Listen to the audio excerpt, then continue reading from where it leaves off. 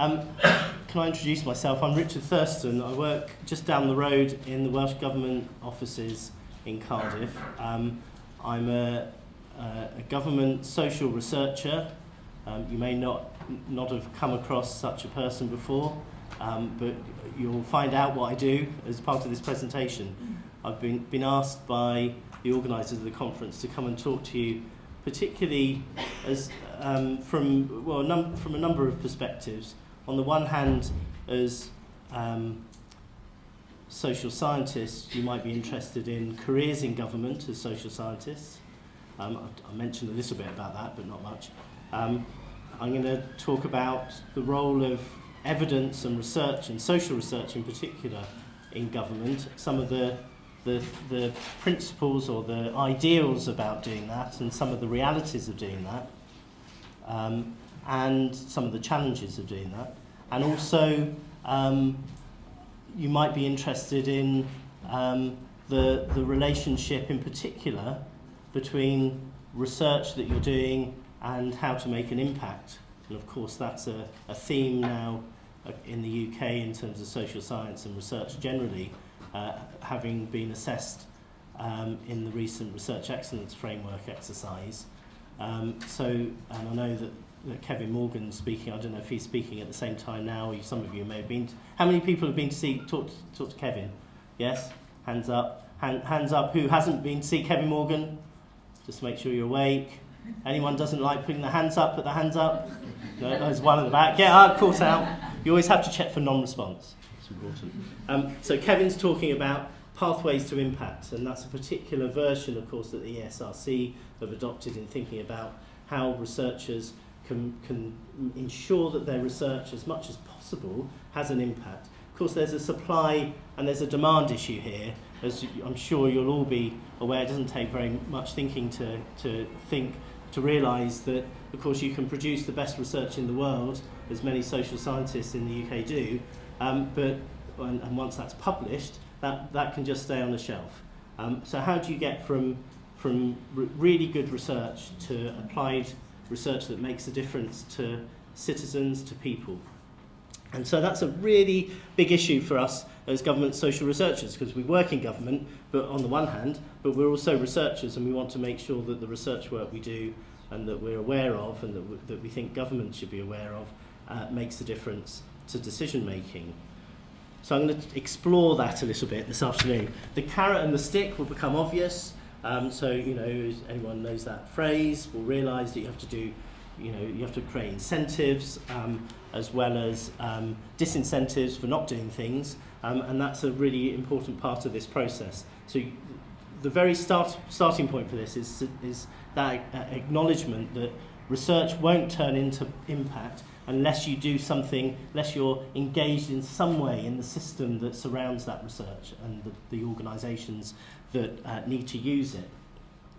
A little bit about my background. So, I started off doing qualitative research on the relationship between masculinities and violence.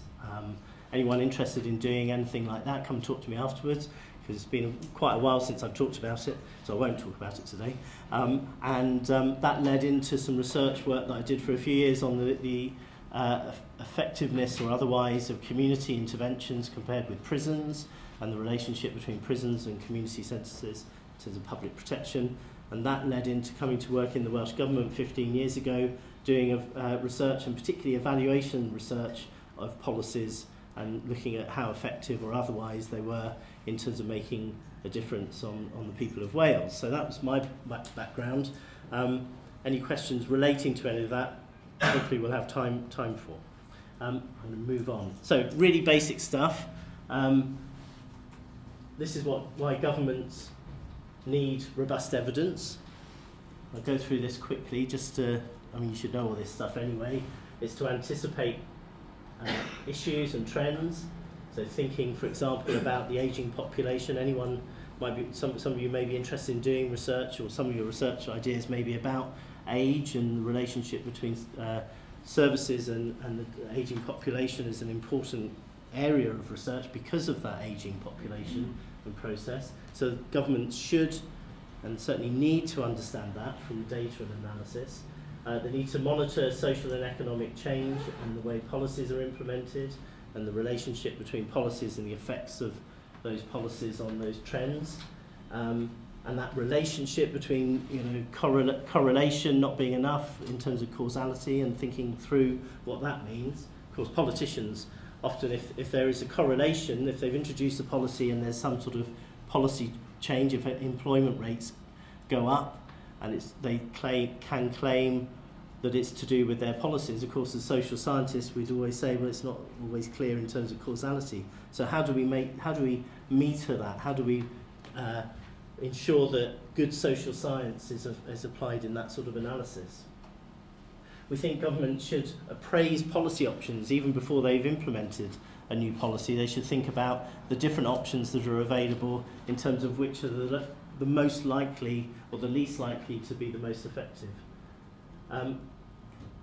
We need to know what stakeholders think and how they understand how policies work, and we need to know whether or not policies are effective in terms of having an impact in real time as well. And a lot of research in government is geared to that sort of evaluation of policies. And we need to make sure that lessons are applied over time. In fact, one of the key roles of social scientists in society, and certainly within government, is to provide that sort of cultural memory of what's worked and what hasn't, what people have tried and what people have forgotten about. Because of the political term that we have in a democratic society, that it's easy for policies to be switched on and off during that transition, and people forget that in 10, 15, 20 years' time that things have been tried before. And it's really important that research tries to capture that and gets published so that there's an aggregation of evidence, an accumulation over time. Oh, sorry, one sign that's missing there, I realised, is a U-turn, which would be the obvious thing to have in that slide. So the origins of evidence-based policymaking, not a particularly new idea, but became formalised in the 1930s and 40s as the disciplines of, certainly in social sciences, became more embedded. So they were reliant on government funding often, so sociologists and psychologists working in particular roles that were funded by government, and the relationship between funding, university funding, and government decision making became more embedded then as well. So not a new idea, and of course evidence from research informed policy making prior to that as well, but became a bigger issue since 1997, when there was a much stronger explicit or conscious singling out by the new Labour government at that point for social science to make a difference, and I'll come back to that in a minute. And that led to much more increased government funding for research during that period, and it led some analysts, commentators, to think that maybe some political parties are much more in favour of evidence than others, and that may be something that we want to discuss. Interestingly, over that period, since 1997, evidence and the role of evidence in government has become much more embedded in the civil service and in the guidance that civil servants use or are meant to use in their development of policy. So this extract that you won't be able to read, hopefully you get copies of all the slides.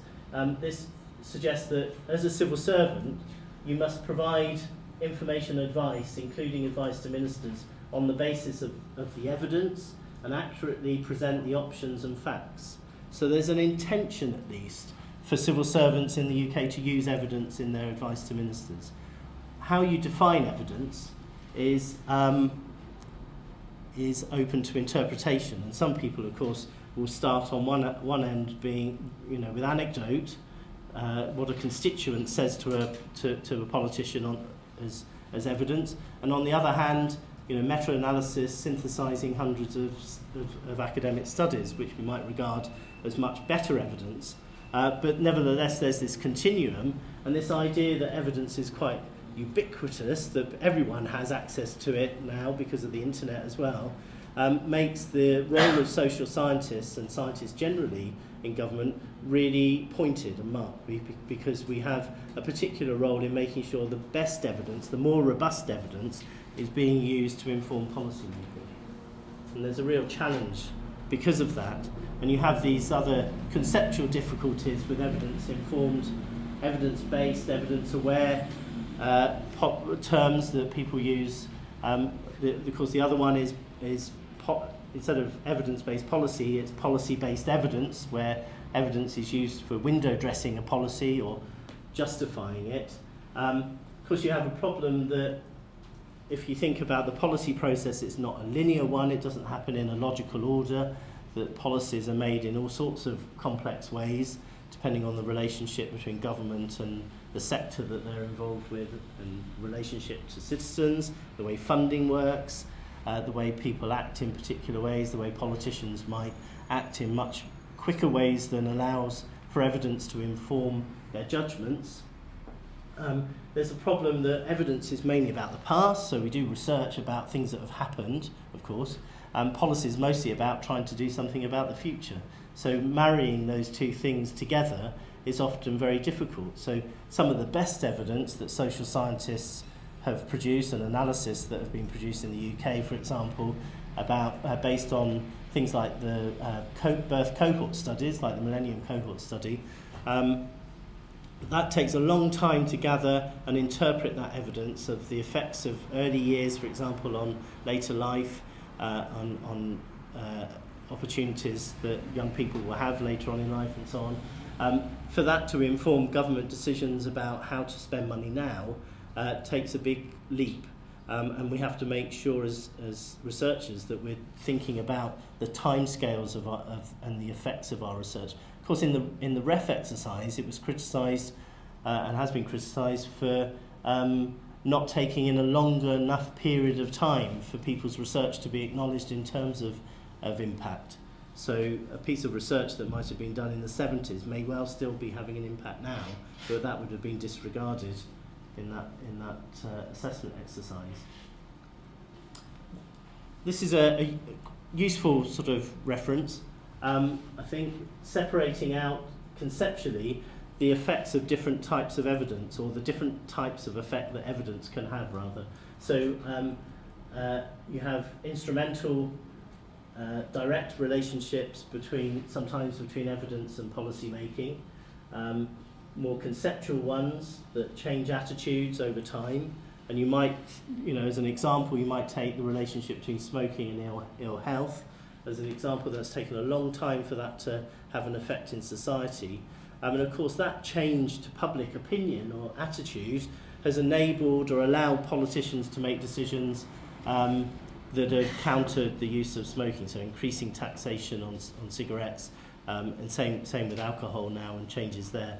So that you could argue that if your research has an effect on public attitude, that then provides a different context for decisions that politicians make to make better decisions, then that's a good impact from your research. And of course that's something that a lot of academics aspire to, and it's a really important one.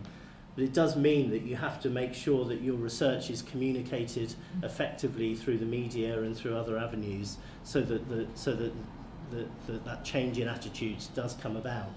And of course it means and a lot of researchers talk about having perseverance or resilience, that you have to keep repeating your messages over a long period of time. You have to keep repeating your research sometimes before it gets acknowledged and used appropriately. And then you have mobilisation, which is the policy-informed evidence type argument. Nevertheless, interesting, if evidence is being used to justify a policy, at least it's being presented as part of the policy process. And then you have issues about wider influences and conceptual thinking as well. A couple of people who've struggled to have evidence used properly in policy making. Anyone know who that is? Yeah, very good. So there you have Keynes, who worked with government, or tried to work with government for a number of years, whose ideas are still being much debated, obviously during the sort of period of austerity. Found it very difficult, and he came to the opinion that it was because evidence makes the lives of politicians much more complex and difficult. More recent example is David Cameron doing an impression of Colin Firth. And of course politicians, could everyone read that? So politicians will say often that their policies come from their ideology or their values rather than from evidence. And as social scientists, we might feel as in an enlightenment sort of philosophy. Any social science philosophers here? Must be a few of you. We aspire to be to follow this enlightenment process. This is a bit difficult for us because actually, why are politicians making these decisions without properly thinking about the evidence? Of course, if you just got rid of politicians and have social scientists making policies, that would be great, wouldn't it? No. Of course, we want politicians to make judgments, but we want them to make it taking into account the best evidence possible. Making policies in your gut or from other parts of your body isn't necessarily a good thing. So closer to home, you might recognise John Redwood there, who was prior to devolution in the UK was the Secretary of State for Wales, famous for a couple of things. One was mumbling the Welsh national anthem at a rugby or football match. If you haven't seen that, have a look on YouTube. It's very funny. And the other thing is he said that while he was here, he said that he didn't need evidence because he had all his best ideas in the bath, which is rather worrying. He was a very clever man, though, fellow of All Souls College in Oxford. So he had this sort of self-opinion that he didn't need anything else. But of course he must have read widely. He must have thought about the evidence that was available. But that maybe sometimes politicians want to show that they've got an intuitive feel for policymaking. Behind that mask is a lot of work that's done to make sure that they're aware of the evidence. Of course, some politicians are much more open to that. So we had, as I mentioned, 97, David Blunkett came in as Secretary of State for Education in the UK, talked about how important social scientists were. So there was a cheer that went up in all the social science faculties around the UK. Didn't quite work out that way. Has anyone not decided on their PhD topic? No, you're all pretty sure. If anyone's unsure, then reviewing how the Labour government used evidence since '97 would be quite an interesting one. There's a rhetoric there, at least. There's a sort of conscious effort to make sure that social science and other types of science were part of the policy process. And of course, that opened the gates to a lot of academics to do work that did inform that work, that programme of policy. So the Short Start programme, I suspect, was heavily influenced by, the sort of 0 to 3 year old programme, heavily influenced by the evidence base, showing from longitudinal studies, mostly in the US, in the 70s and 80s, like the Perry Preschool experiment, which is a famous one if you look it up, that's showing that if you get investment in 0 to 3 year olds, right, it can address social disadvantage throughout the lifespan, throughout the life course. And that evidence was coming to fruition around this time that you had people like David Blunkett saying we need social science evidence in education and in other spheres. And so that coalescence is really important. Some people might say that that was fortuitous and coincidental, but actually you have to make the most of these coincidences as social scientists to make sure that your evidence is having an impact. In Wales, we did, there was a spending review about 10, 12 years ago where we presented the evidence on early years and the importance of that in a 6-page document, because that's the usual rule in government sometimes, that politicians can't possibly read more than 6 pages. It's a bit like sailing across the world when people thought it was flat. That if you get to page 7, something awful happens. So we presented this synthesis of evidence about early years interventions, and government ministers here met in a small room and looked at that evidence very carefully and thought about it and invited various experts to come and talk to them as well. And that led to them changing the funding arrangements and moving, I think it was about £50 million a year per annum into early years programmes here. The Welsh equivalent to Sure Start is Flying Start, and in America it was Head Start. So we're running out of Start-type programme names. If anyone's good at naming things, you might want to come up with an alternative. And then you have some politicians who are a bit more nuanced, probably more realistic. They talk about, we look at the evidence, but there comes a time when you say, You have to use your judgment. And of course that's what we want politicians to do, based on that evidence being available at the times when they most need it, and that's really important. I've heard some researchers talking about getting evidence into policy making rather like getting a ping pong ball into the window of a speeding train. Very hard to do, especially if the window's not open, of course. There's various extensions of that analogy.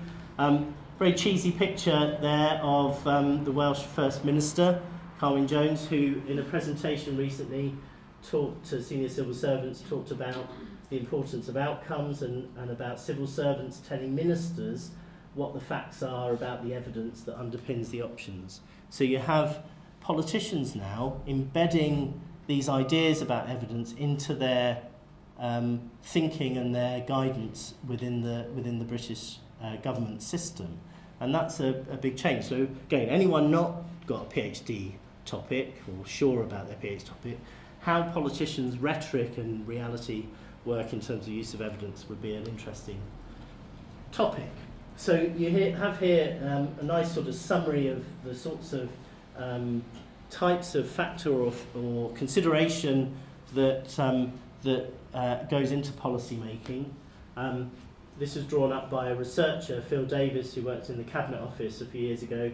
He put evidence in the middle. It's very optimistic. Some you might want to redesign that and put it up here or in the corner in a small sort of bubble, depending on your point of view and depending on the policy area that you're interested in and depending on the politicians involved. So but all these things, of course, have and do exert pressure on politicians in terms of their decision making. We don't have a God-given right to making sure evidence is part of that. We have to work hard to make sure it's part of a process of other pressures and demands. Got an example there of the sort of thinking behind policy making in terms of guidance for civil servants. So if you're a civil servant asked to design a new policy or programme, you'd think about the rationale behind it, the objectives that you're setting, how to appraise options, how you monitor that policy and its implementation, how you evaluate its effectiveness, and how you ensure there's feedback that informs the next stage of the policy or future policies. Again, you start to see over the last decade, 2 decades, this sort of guidance becoming much more part of policy making in the UK and elsewhere. But again, quite an unrealistic and simplified view of how that works. And if you do that, you're going to come up against some problems. There's some definitions there of the Rome Statement, which I've outlined. In Wales, that's another example of how these things are built in. So in policy making, one of the principles is that policies should be looked at and analysed in terms of the impact on the people of Wales and the evidence supporting that. And in government, you have a number of professions. I had no idea that there was all this infrastructure in civil service in the UK until I joined, actually. So you have social researchers, statisticians, economists, government operational researchers, but you also have geographers and librarians, natural scientists who occupy chief scientific officer type roles. In government social research terms, you might be interested that there are about 1,000 government social researchers in the UK across different government departments.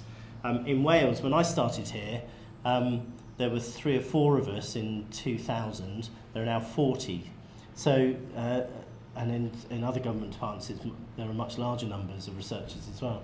And you can see how that's developed over that period of 15 years, not just because of devolution, but because of changes to the idea about research and evidence in government.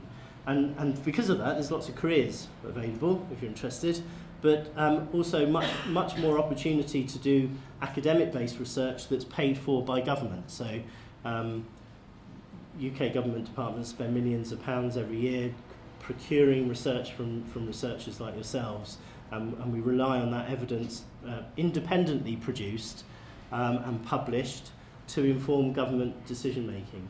A good example of that in my area, I'm working on education research at the moment in Welsh Government and for the last few years, and we've commissioned a whole series of studies via Cardiff University looking at the primary school education in Wales, where a new programme was introduced to replace Key Stage 1, so it's called the foundation phase. It's going to be the main report's going to be published in the next few weeks.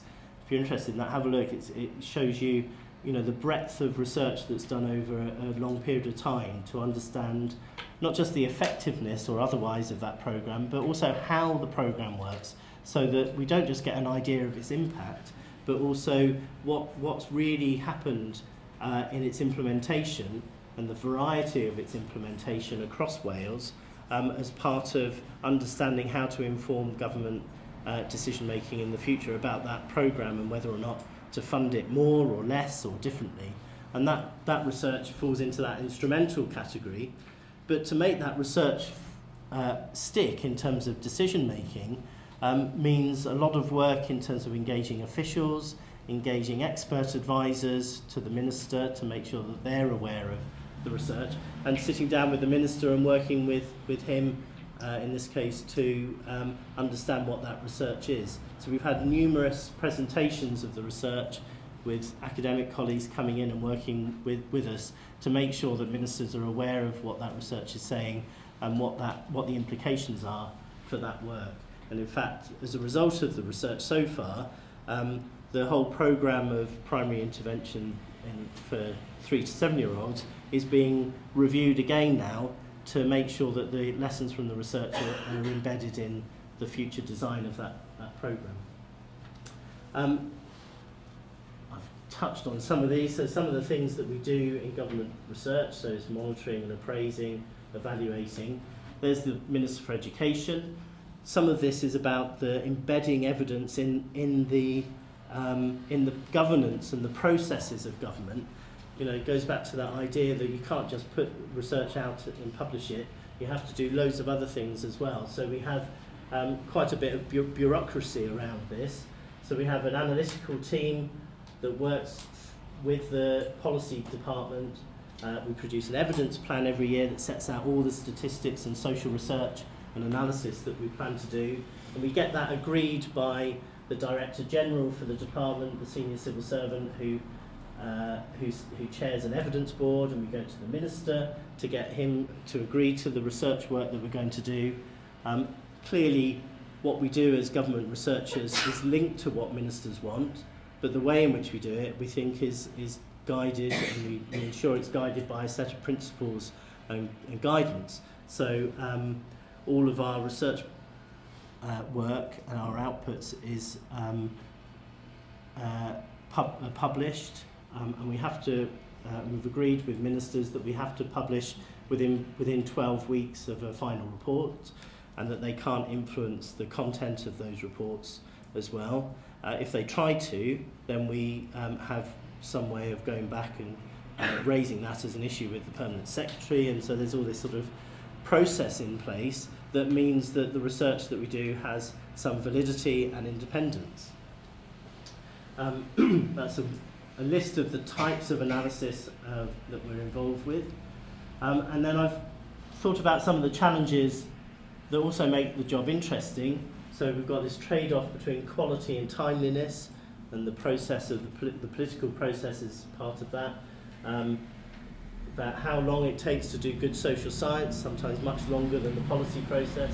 How do we reconcile that? Well, I've given an example of doing sort of rapid evidence assessments where you synthesise a lot of evidence quickly to feed into policy making when you know that there's an opportunity to make a difference to decisions, rather than waiting a long time for the research to come to fruition. And trying to make sure that the evidence that you have is presented in the most clear way to ministers, so that it can compete with some of the other pressures on them in terms of decision making.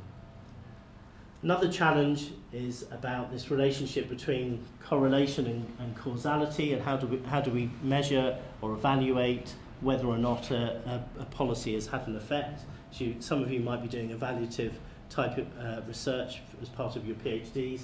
That's a really interesting question about the methodologies that we adopt in government research. Increasingly, we're interested in trials and experimental techniques, Some of us don't think that that's all, should be the prime focus or the only focus, but there are examples of trials being used in public policy making, much more common in the UK now than there have been ever before.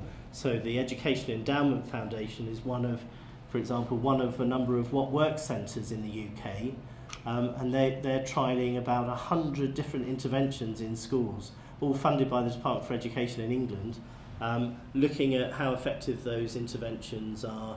For example, getting children in primary school to have singing lessons compared to musical instrument lessons is one of the trials. So which one's most effective, they don't know, so they're trying that out with a number of pupils and schools. Those sorts of experiments can be part of the evidence base, but they can also distract from other types of research and research methods that are needed to provide all the sort of evidence we need about the effectiveness of a policy. Let's skip over that one. Some of the other challenges are cultural ones within departments. So sometimes ministers and officials say we don't need to evaluate something, we already know that works. So the sort of John Redwood types in government.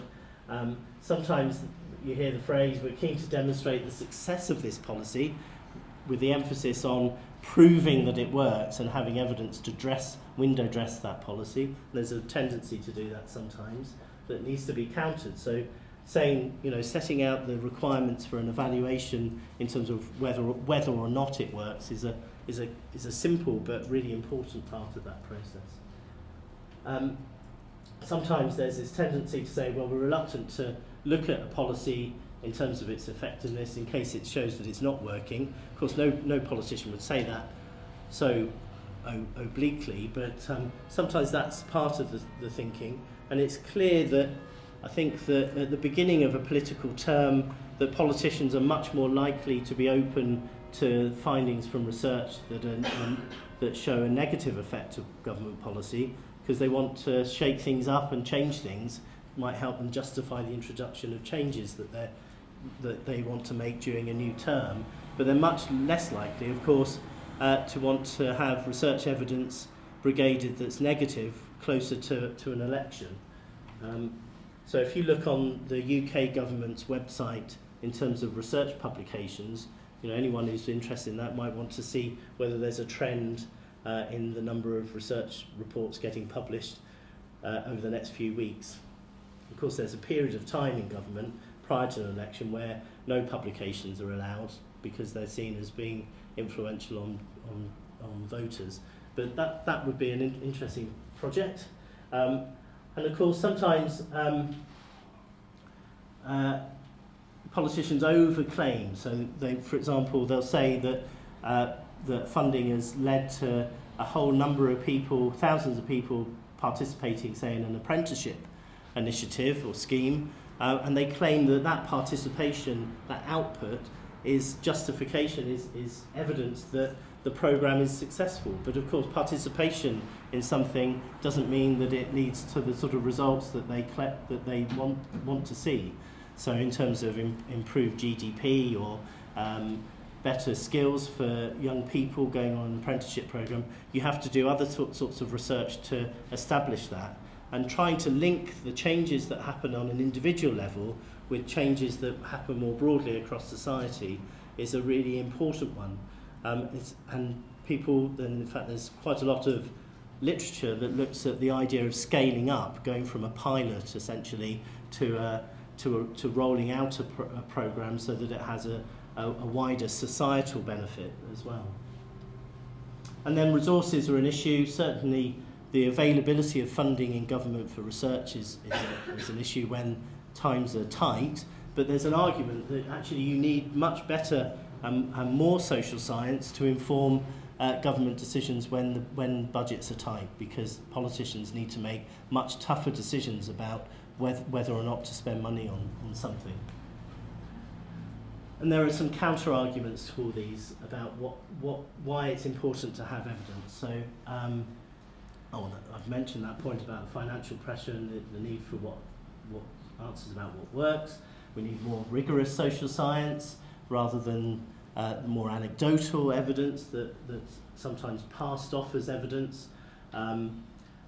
there's a point that costly as research is, it's not as costly as getting policy wrong, which can have devastating effects sometimes. And so anyone interested in the effects of welfare reform might be looking at that question. I don't know if anyone interested in that here. There's one there. So really important research to understand the effects of welfare reform. What are the costs of that compared to the benefits? How do you make that judgment? It's very difficult.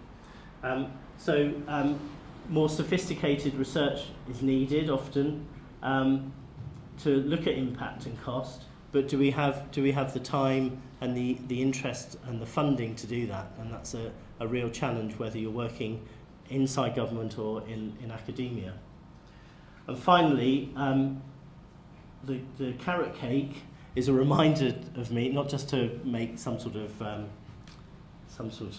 link to the theme of the talk, but a reminder that actually, people can, within institutions, within systems, whether you're working in government or local government or the third sector, whichever your sort of key stakeholders are for your research, people can understand, and there's a role for us as researchers to enthuse people about the use of research within their decision making. Some people get that, but there's a lot of work that has to be done to bring that sort of cultural change about.